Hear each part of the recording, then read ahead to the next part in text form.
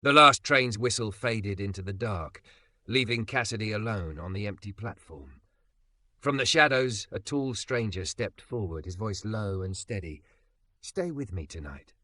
Her suitcase trembled at her side as the choice of her life hung in the cold October air.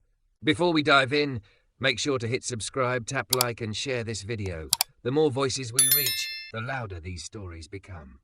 The announcement board blinked to black just as the taillights vanished into the dark. The wind took the last breath of the train and dragged it through the empty platform, rattling the tin roof and lifting loose flyers from a cracked notice case. Cassidy Vale stood under a flickering lamp and felt the entire station tilt, as if the world had changed its mind about holding her up. She was all curves and soft lines, wrapped in a camel coat too thin for late October. A thick, gorgeous body that had once drawn glances at office parties and now felt like a weight she hauled through cold air. Her suitcase leaned against her thigh like a tired child. Inside were 3 dresses, 2 pairs of jeans, the lucky scarf that hadn't saved anything, and the shoes she'd worn to the meeting where they'd handed her a severance envelope and a speech about restructuring. The apartment key she no longer needed was taped to a note for the landlord. The ring, returned 2 nights ago, was not there. Last southbound local for the night, the loudspeaker had said 5 minutes earlier with a cheerful lie. It came early, she arrived late, and destiny didn't bother to wait. She pressed her palms to her eyes until stars flared. The station in the river town was a mouth missing teeth, half the benches gone, a vending machine that ate dollars, a payphone listing sideways. Beyond the tracks the water moved unseen and loud, a constant hush that sounded like someone telling her to be quiet and endure. Cassidy let out a laugh that wasn't a laugh. "Perfect," she murmured to the lamp. "Absolutely perfect." "Rough one?" The voice came from the edge of shadow, low and warm, the kind of voice that knows not to startle. She turned fast, hand on her suitcase handle like a weapon. A man stepped into the cone of light with his palms raised in the universal sign of "I come in peace." He was tall and broad-shouldered beneath a denim jacket, a knit beanie pulled low over tight curls, dark skin catching the lamplight, a day's stubble softening a strong jaw. Kind eyes, too kind for 1:13 a.m., and a mouth set in the patient line of someone used to letting others speak first. "Didn't mean to sneak up," he said. "Heard the announcement. Thought somebody else might have missed it." "I didn't miss it," Cassidy said, heat rising in her face. "It missed me." He smiled like he understood the difference. "Yeah, happens." She shifted her weight, aware suddenly of her body and the way the coat gaped when she crossed her arms. He didn't stare. His gaze landed at her face and stayed there, steady, unthreatening. "I'm Malik," he offered, the name a simple hook on quiet air. "Cassidy." Her voice sounded tired. It was tired. She was tired down to the bone. "Station's a ghost after midnight," Malik said. "No staff, no coffee, just the river and the raccoons. You got someone coming?" She shook her head. "Next train's at 6. I'll wait." "In the cold?" He glanced at the breath clouding between them. "Not to be weird, but there's a diner 2 blocks down that stays open all night. Bright lights, greasy breakfast at wrong hours, the works. You could warm up, watch a game you don't care about, pretend life makes sense." "I'm fine," she said, because it was easier than admitting she wasn't. Malik studied her for a moment, then stepped closer to the empty bench across from hers and sat. He left distance. He left the space for her to run if she needed to. The lamp flickered between them like a nervous heartbeat. "I come here when I can't sleep," he said. "Trains remind me that movement is possible even when you're stuck. Or they annoy me, depending on the day." Silence stretched, then softened. Cassidy's fingers hurt. She unclenched them and released the suitcase handle. A car hissed past on the road beyond the fence, a lone sound swallowed quickly by the river. "Why are you nice?" she asked, surprising herself. Malik's smile tilted. "Because it costs less than being unkind and feels better later." "That's not an answer. It's the one I've got." He angled his face toward the empty tracks. "You want the honest version?" "Sure. Why not? Tonight's an experiment in honesty." He drew a breath that seemed to gather more than air. "I used to live on the edge of nights like this. People helped me. A stranger once kept me talking outside a subway station until sunrise. If they hadn't, I don't know if I'd be here to bother you with diner recommendations." The wind cut sharper. Cassidy pulled her coat tighter and felt a thread of heat behind her ribs, not from the cold, but from the shape of his words. She had been walking toward a dark thought since sunset, step by step, not to do anything irreversible, but to stop feeling for a while by freezing numb. The missed train had felt like punishment. His story cracked that ice. "Stay with me tonight," Malik said softly, and the words were not a line, not a proposition, but a blanket held out across the space. "At the diner. Or, listen, I've got a spare couch above the shop where I work. It's nothing fancy. Big windows, too many plants, a terrible kettle. My sister insists I offer it when I meet people stuck between places, but I get how that sounds at 1 a.m. So the diner works. Bright lights, loud, safe. You don't have to be alone." Cassidy stared at him. The lamp hummed. The river spoke in the dark throat of the town. She thought of the way her ex had said her name like a complaint, of her boss's careful performance of sympathy, of the silence that 8 apartments after you've packed the last box and the echo of your footsteps belongs to someone else. "What if I wanted to be alone?" she asked, though the truth was raw and obvious. "Then I'd sit on this bench for a bit," Malik said. "So you're alone, but not invisible." Something unclenched. She tried to swallow the sudden sting in her throat and failed. A single tear slid cold across her cheek and vanished in the wind. "I missed the train because of a call," she said, surprising herself again with how quickly her mouth obeyed this stranger. "My mother. We don't talk unless someone's died or needs money. This time she called to say my aunt sold the house I used to escape to when things were bad. It was the last place I believed wanted me, and while she was talking I kept seeing that house in the rear view. I didn't run faster. The train left." Malik's hands rested open on his knees. What was good about that house? "Sun in the kitchen in the mornings," she said without thinking. "The way my aunt would hum while she cooked, off-key and unapologetic. A drawer full of mismatched forks. It wasn't perfect, but it was true." He nodded like he could taste that light. "I've got a radio that only picks up old soul stations. The sound is fuzzy and stubborn. Cups don't match. My couch dips in the middle like it's trying to hug you whether you asked or not." He tilted his head. "Doesn't replace a house in the sun, but it's honest. You could sleep a few hours and decide about trains with daylight on your side." Her heart beat 3 heavy thuds, then steadied. She looked down at her body, at her thighs pressing warm against wool, at a softness she had learned to hide under sharp lines and hard work. She had spent years shrinking, apologizing, fitting into rooms that didn't want more than a sliver of her. It was strange and almost obscene to be offered space. "What do you do?" she asked, stalling and wanting to know. "Luthier," he said. "Guitars, I fix them, build some. Teach on Thursdays because kids ask better questions than adults." She pictured wood shavings on a floor like curled seashells, hands patient over strings, the sound of something broken becoming whole in stages. She surprised herself with a laugh that didn't hurt. "That's oddly perfect." "Sometimes the world gives you a metaphor and a job in the same package," he said. "You?" "I used to sell the idea of other people," she said. "Brands, campaigns, glossy stories. Turns out nobody wants you once the story changes." He studied her face, not with pity, but with recognition. "Maybe you're between stories." The clock over the shuttered ticket window clicked a minute forward. Cassidy heard the faintest tremor in her own breath. The bench was a slab of cold against her thighs. The wind wanted her to be practical and miserable. The river wanted her to drift. "Diner," she said, the word wobbly. "Diner," Malik echoed, standing smoothly. He didn't reach for her suitcase until she nodded.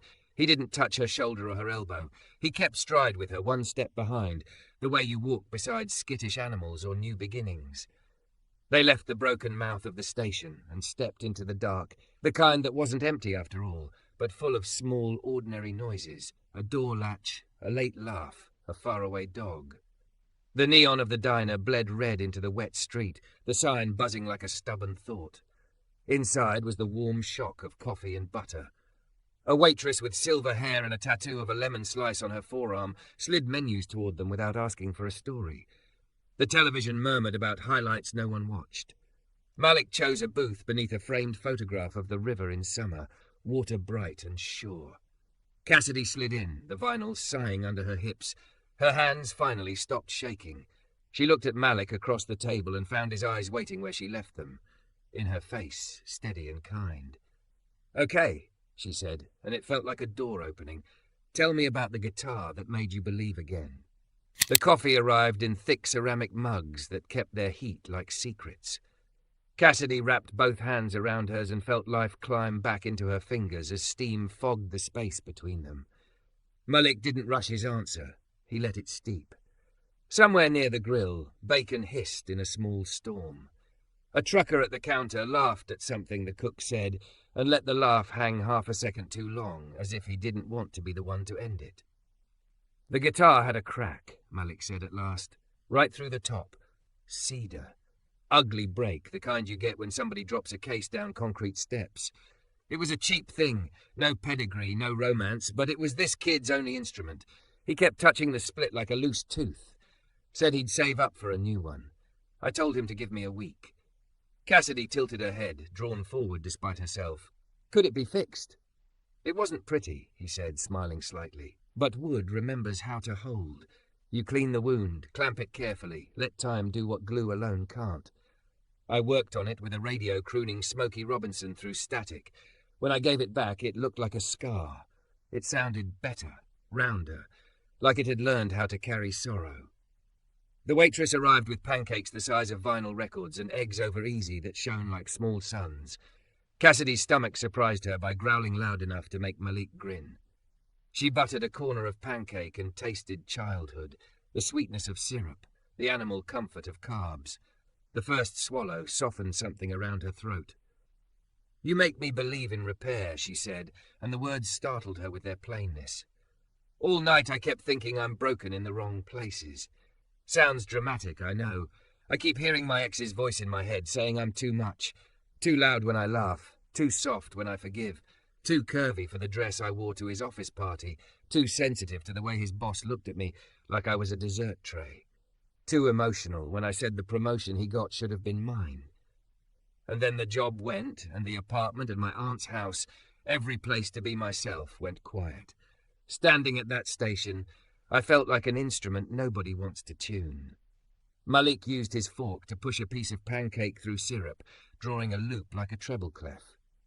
"You're not too much," he said, gentle but sure. "You're full. There's a difference." The word landed in her body like a light switched on in a closed room. Full. She saw herself. Not the caricature she'd been managing for years, but the real frame of her, the softness at her waist that made her dresses cling with a grown woman's confidence, the strong thighs that carried her through long days, the curve of her chest that made strangers recalibrate their gaze or reveal who they were. She felt heat rise to her cheeks, a blush that wasn't shame. "What about you?" she asked to steady herself. "Who fixed you?" "I'm still in the shop," he said, and his laugh threaded humility through the truth. "But my sister Amaya first. She's the kind of person who turns on every light every time. The foster dad I had at 17, Mr. Leto, he taught me how to sand with the grain, in wood and in life. There was a woman once who loved me in a way that taught me how to love back. We didn't last, but she was a good chapter." Cassidy chewed slowly, curious but careful. "And the stranger at the subway?" "She asked me what I'd regret more, leaving or staying. I told her I didn't know. She said I didn't have to know. I just had to keep breathing long enough to find out." He glanced at her from under the brim of his beanie. "I hear her sometimes when I'm tired or mean to myself. Tonight I heard her when I saw you." Cassidy lowered her gaze to her hands. Her nails were trimmed short and neat, the way she'd kept them for years so the keyboard would love her. It was disorienting to be seen with so little effort. Not as a pitch or a roll or a body to be managed, but as a person at a table.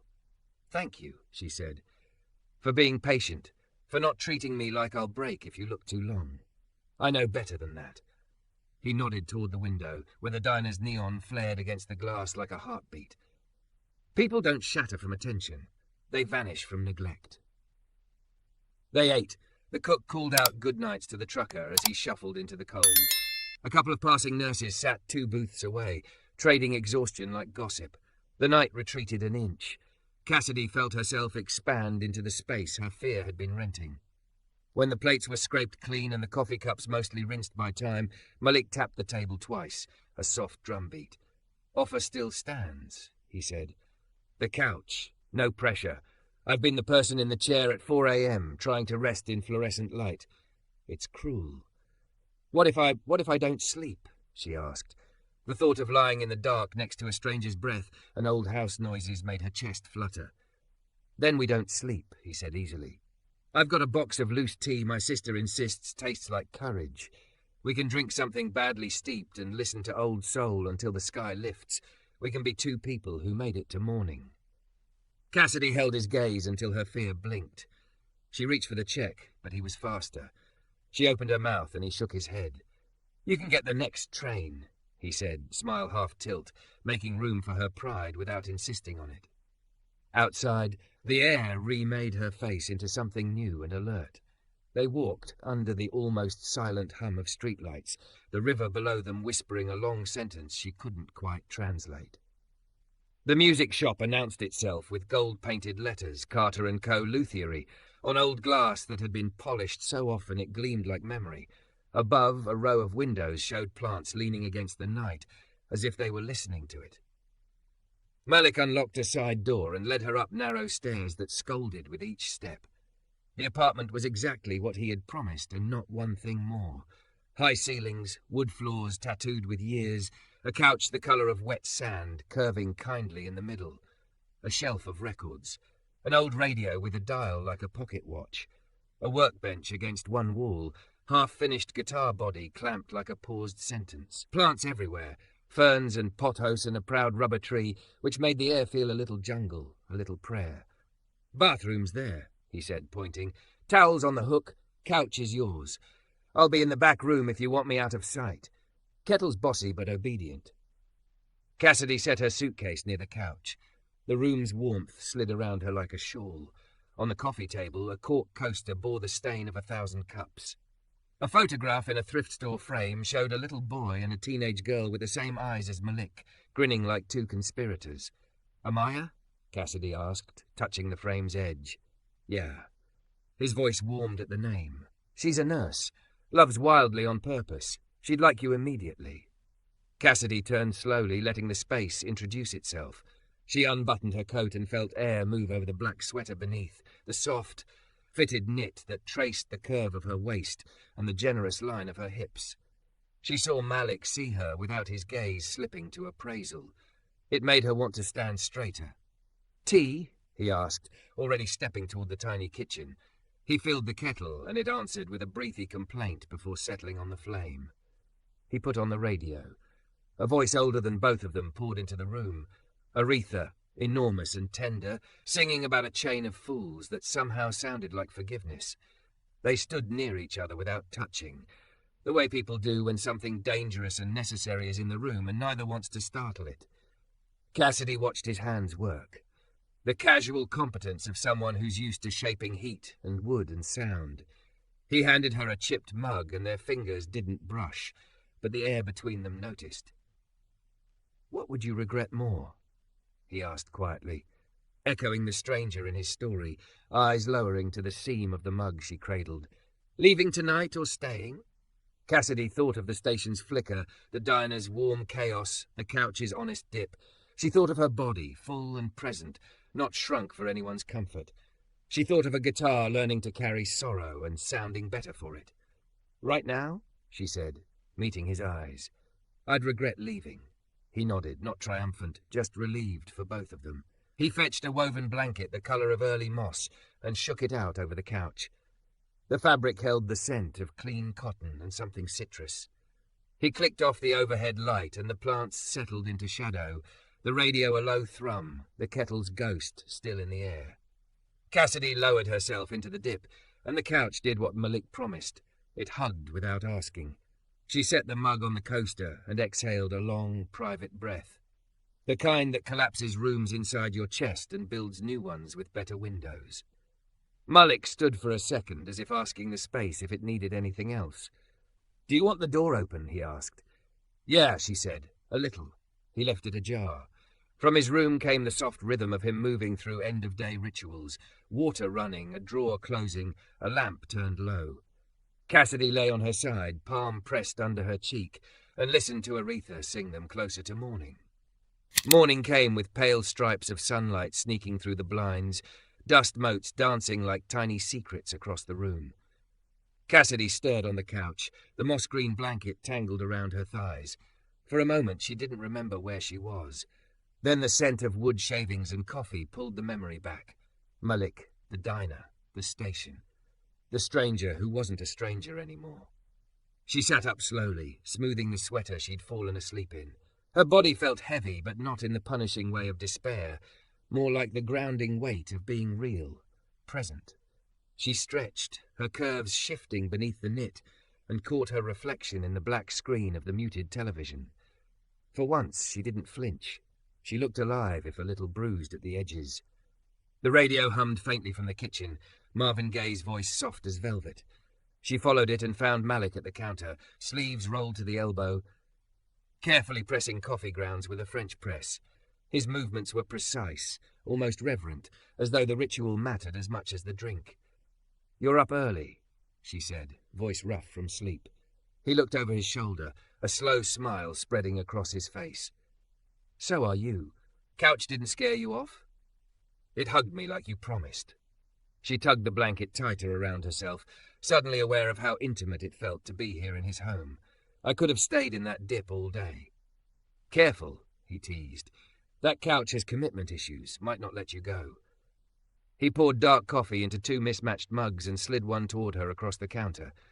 "No sugar, just cream. Unless you need it sweeter." Cassidy took a sip. It was bold, a little bitter, but somehow exactly what she wanted. "Perfect. I used to drink mine with 3 sugars just to get through meetings. Maybe that's why the job rotted me from the inside out." Malik leaned on the counter, studying her. "You don't look rotten. You look like someone in the middle of remembering who she is." She held his gaze, feeling the words spark something low in her stomach. She wanted to argue, but his certainty disarmed her. "Who do you see, then?" "Because I'm not sure I recognize her. I see a woman who didn't let a missed train be the end of her story, who let herself be tired and still got up, who takes up space and doesn't need to apologize for it." His eyes softened. "I see someone worth staying up with." Cassidy's throat tightened. She wanted to deflect, crack a joke, but instead she let the words land. No man had ever spoken about her body, her presence, herself, with that kind of reverence. It wasn't desire laced with criticism, it was respect, and it shook her more than any cheap compliment ever had. She set the mug down. "You shouldn't say things like that." "Why not?" "Because it makes me want to believe you. Then believe me." He shrugged, simple as breathing. "I don't waste words." Silence stretched between them, not awkward but charged, like the pause before a chord resolves. Cassidy's pulse thudded in her ears. She turned toward the window, where the morning had fully arrived, painting the street below in soft gold. Kids with backpacks clattered past, chasing each other toward school. Life was happening, whether she was ready or not. "Do you work today?" she asked. "Always," he said with a smile. "But today it's at the community center. We've got a workshop with some of the kids, teaching them to write their own songs. Want to come?" The question startled her. "Me? Yeah, you. You've got stories, don't you? Kids need to hear from people who've lived through real stuff. Plus, you've got the patience of someone who's been underestimated before. That's half the battle." Cassidy hesitated, fingers tightening around the blanket. She hadn't been invited anywhere in weeks, not since the life she'd built collapsed. The idea of standing in front of teenagers and admitting she was lost made her stomach flutter with nerves. But the warmth in Malik's eyes steadied her. "Okay," she said finally. "I'll come." The community center smelled faintly of sweat and crayons, with murals of bright fists and musical notes painted across the walls. Kids spilled through the halls like river currents, laughter bouncing off cinder blocks. Cassidy trailed Malik into a small music room where a dozen teenagers sprawled with notebooks, guitars, and battered keyboards. "Mr. Carter," a girl with purple braids called out, grinning. "You bring us a guest?" Malik nodded toward Cassidy. "This is Miss Vale. She's got some things to say about life, if you're willing to listen." Cassidy flushed, unprepared for the sudden attention. "I don't know about wisdom," she said carefully, "but I know what it feels like to fall and wonder if you'll ever stand again." The room quieted. The kids didn't mock or roll their eyes. They leaned in, and something cracked open in Cassidy's chest. She told them about losing her job, about betrayal, about sitting at that train station thinking she was done. She didn't dress it up or soften the edges. She told the truth. And instead of pity, she saw recognition in their young faces, the look of people who knew about endings too soon. One boy strummed a rough chord on his guitar. "That sounds like a song already," he muttered. "Everything can be a song," Malik said, picking up his own guitar. He played a soft progression, then looked at Cassidy. "Words?" Her heart jumped. "Me? You," he insisted. "Say what you told them. Don't rhyme, don't polish, just speak." She swallowed hard, then let the words tumble. "I missed the train. I thought it meant I missed my life. But someone whispered to stay, and I did." Malik wrapped chords around her voice, turning the raw words into something that breathed. The kids started clapping, adding rhythm, laughter spilling into music. Cassidy felt herself lifted, buoyed, no longer a woman broken on a bench, but part of a chorus that refused silence. By the time the workshop ended, she was flushed and smiling in a way she hadn't in months. One of the girls tugged her sleeve. "You coming back next week?" Cassidy glanced at Malik, then back at the girl. "If you'll have me." The girl grinned. "We'll save you a chair." That evening, walking back toward the shop, Cassidy felt different in her own skin. Fuller, brighter, like the music had seeped into her bones. Malik walked beside her, carrying his guitar case, quiet but close. "You were good with them," he said softly, "better than you realize. I was terrified. That's how you know it mattered." He looked at her with that same steady gaze. "Cassidy, you have no idea how much you belong." She stopped in the middle of the sidewalk, heart pounding. "Don't say that." "Why not?" "Because I'll start to believe I can build something here. And that terrifies me more than leaving." Malik set the guitar case down gently, like he was laying down his armor. He stepped closer, not touching, but enough that the warmth of him slid over her skin. "Then be terrified," he whispered, "but stay anyway." Her breath caught. The night pressed in, the world hushed around them. She wanted to run. She wanted to fall forward. She wanted everything and nothing all at once. So she did the only thing she could. She stood there in the trembling silence, staring at him, wondering if she'd already made the choice the moment she missed that train. They didn't move at first. The streetlight hummed, throwing a soft cone of gold over the sidewalk, and the river carried moonlight like a promise they couldn't quite read. Cassidy felt the night press its palm to her sternum, as if asking, "Here? Now? Are you ready to breathe with both lungs again?" Malik didn't reach for her. He didn't fill the space with language to sell an outcome. He simply stood steady, a warm, quiet presence in a world that had taught her to brace against impact. She remembered the first time a man had called her too much, how small she'd made herself after, how carefully she'd rationed her laughter, her clothes, her appetite for joy. She remembered the way, this morning, Malik had said full like a benediction. "I'm not good at this part," she said, voice low. "The part where I say yes to what I want." "You already have practice," he answered, equally soft. "You said yes to pancakes, to the couch, to those kids hearing your truth. You're better than you think." A breeze lifted a curl from her cheek. She could smell sawdust on him, coffee, the crisp clean of laundry dried in a room full of plants. When she closed her eyes, she saw the classroom again. Teenagers leaning forward, her words becoming sound because he believed they could. When she opened them, he was right there, his gaze level, his mouth a line of patience and fearlessness. "Come upstairs," he said, as if asking the knight's permission too.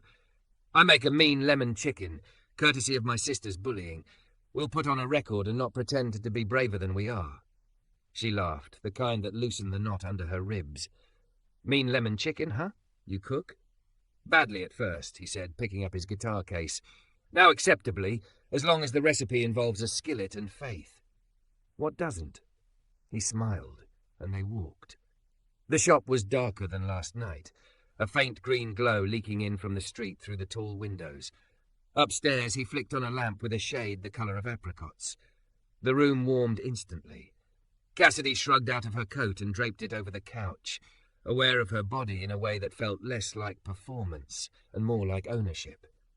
The black sweater hugged her jeans cupped her hips, and she didn't apologize for the silhouette she threw against the lamplight.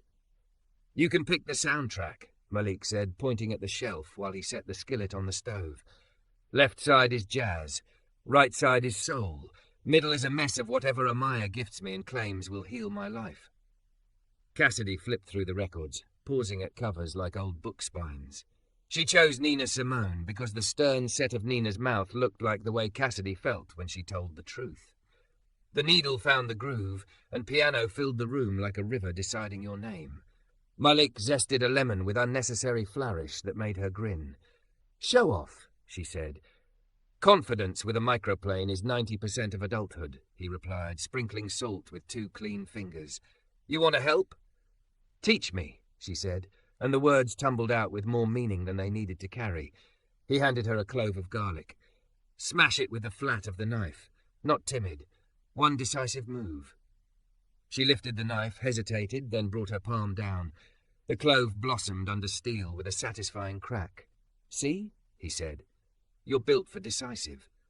Heat kissed the skillet. Olive oil answered. Lemon segments hit the pan with a bright hiss, as if the fruit had been waiting for fire all its life. He showed her how to turn the chicken without fear, how to tilt the pan so sauce collected, how to trust the browning edge as a language the meat spoke when it was ready. "What was your worst day?" she asked, uninvited, because the intimacy of cooking invited questions she didn't know how to ask otherwise.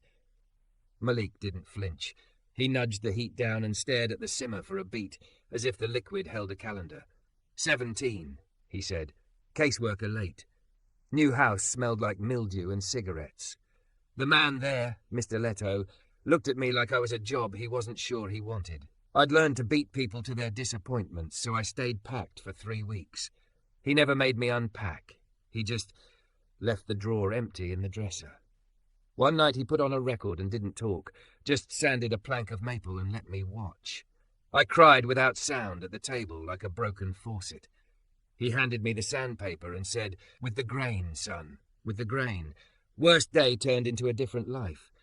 Cassidy swallowed. "He didn't fix you. No, he gave me tools, gave me time, let me be the one who decided when to make the first drawer mine." She thought of the couch last night, how he'd asked whether she wanted the door open, how he'd left it ajar the exact width of her fear. "I like the way you make room," she said.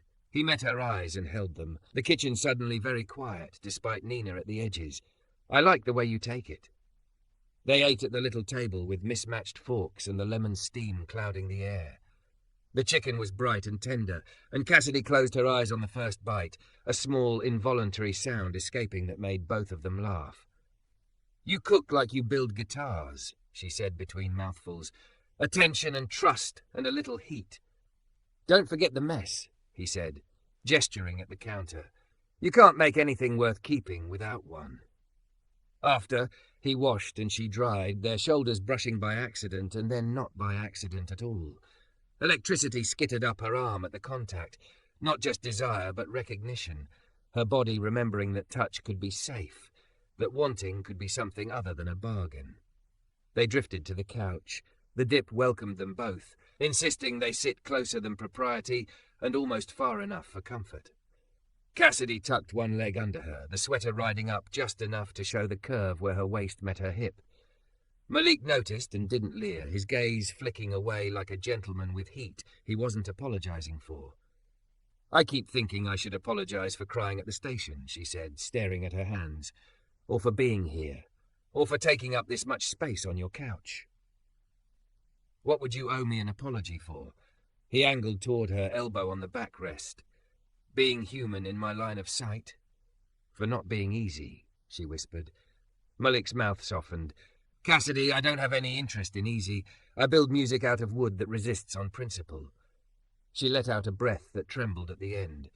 "I want to kiss you," she said, and then immediately covered her mouth with her hand, eyes going wide. "I should not have said that. I'm glad you did." He didn't move closer, didn't close the deal like a salesman. "And I want to kiss you, but I want to be able to look you in the eye tomorrow and have you trust the reasons we both did or didn't. So tell me what kissing would be tonight. Comfort? Proof? A promise you don't owe me. She considered. The room held them patiently. Nina's piano found a note that sounded like permission. Cassidy lowered her hand from her mouth and set it on her knee, palm open, fingers calm. It would be honesty, she said. Not a goodbye or a forever, just truth for right now.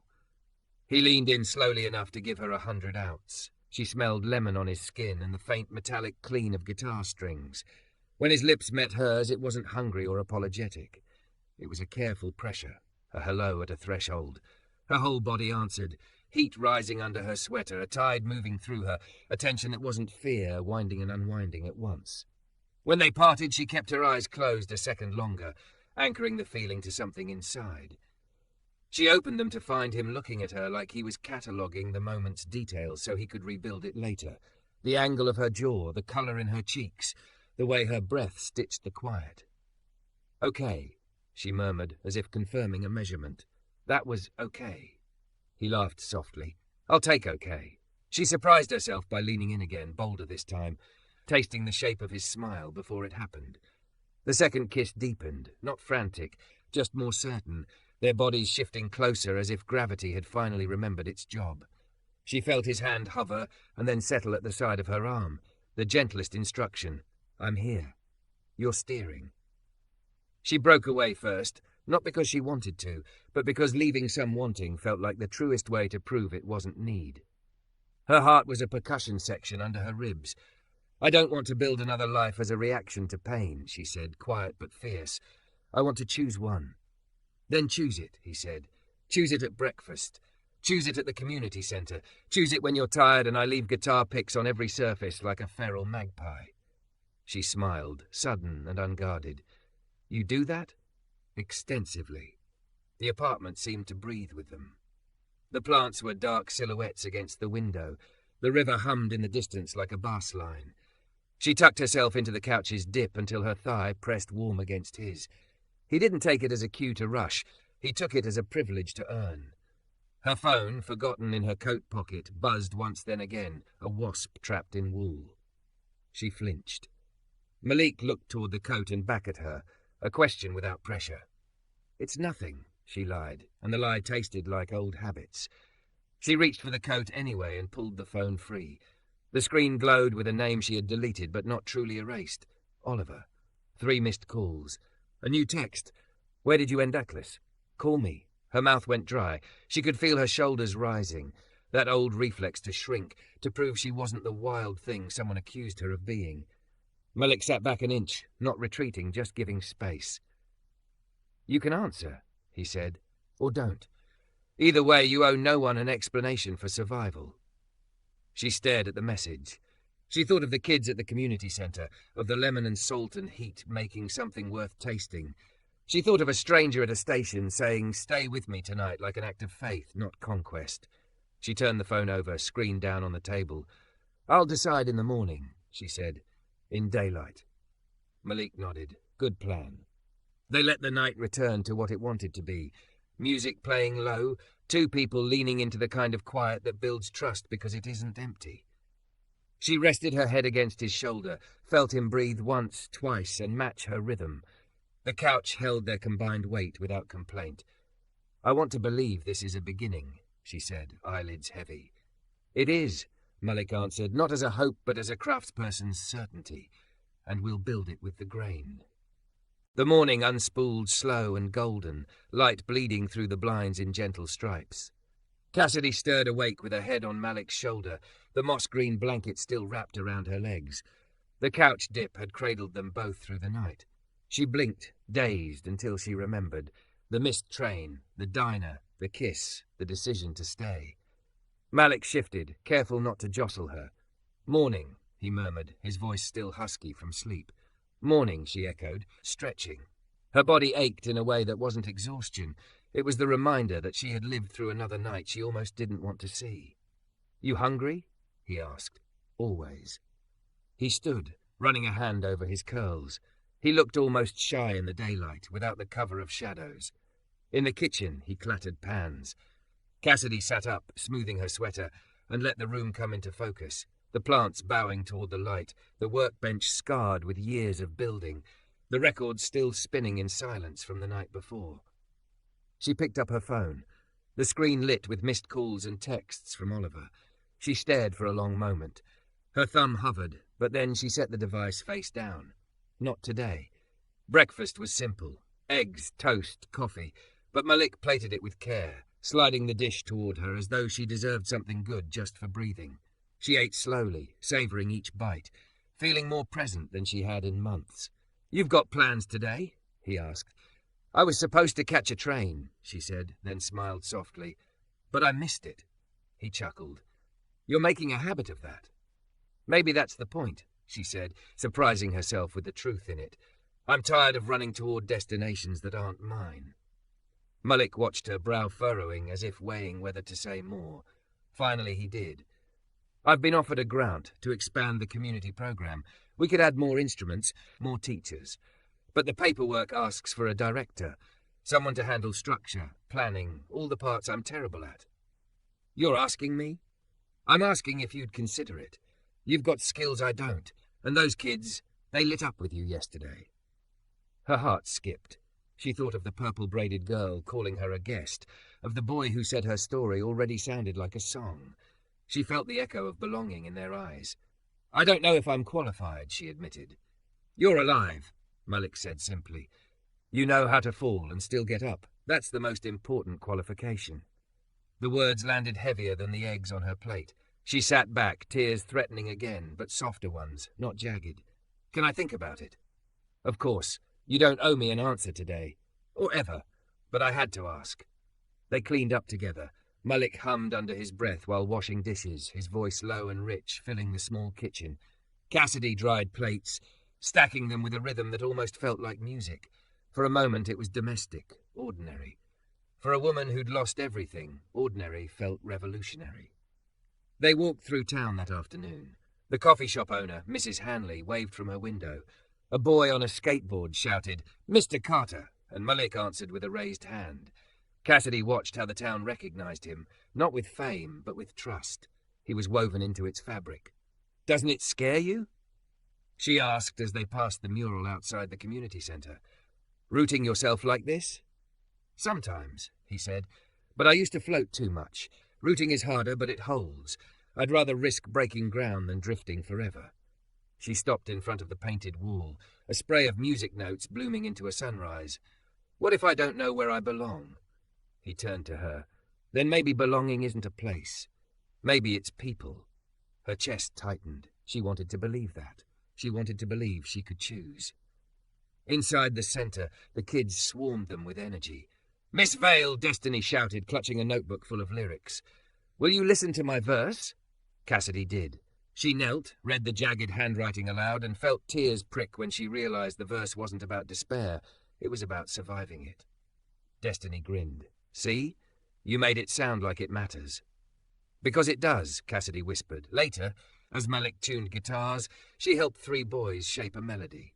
She wasn't an expert, but she was patient, and they mirrored her encouragement with shy pride. By the time the sun dipped, she felt more useful than she had in years. Walking back, Malik said, "You looked at home." She shook her head. "I looked scared." "And you stayed anyway," he said. "That's home." That night, Cassidy sat on the couch with the blanket pulled around her. Her phone buzzed again. Oliver's number. She stared, then pressed delete. Not answer, not ignore, delete. The act felt like slamming a door that had been rattling in the wind too long. Malik entered from the workshop, wiping his hands. He glanced at the phone, then at her face. "Decision?" "Yes," she said. Her voice was steady. "I'm not going back to that life." He nodded slowly, as if he already knew. "So what now?" Cassidy met his eyes, her heart hammering but sure. "Now I stay. Not because I'm lost, but because I want to see what we can build. With the grain." Something in his expression broke open. Relief, joy, disbelief, all at once. He set down the rag and crossed the room, kneeling before her. His hands rested lightly on her knees, asking without words. She nodded, and he kissed her, this time not careful but certain, like music resolving into the note it was always meant to reach. The kiss deepened, her fingers tangling in his hair, his palms anchoring her in the fullness of her own body. There was no rush, no fear, just the rhythm of 2 people choosing each other. When they finally pulled back, breathless, Cassidy laughed softly, forehead pressed to his. "I missed the train," she whispered. "No," Malik corrected gently. "You caught the one that mattered." And in the glow of the apricot lamp, with the plants leaning like silent witnesses and the river humming outside, Cassidy knew she had not just found shelter for a night. She had found the beginning of a life worth living.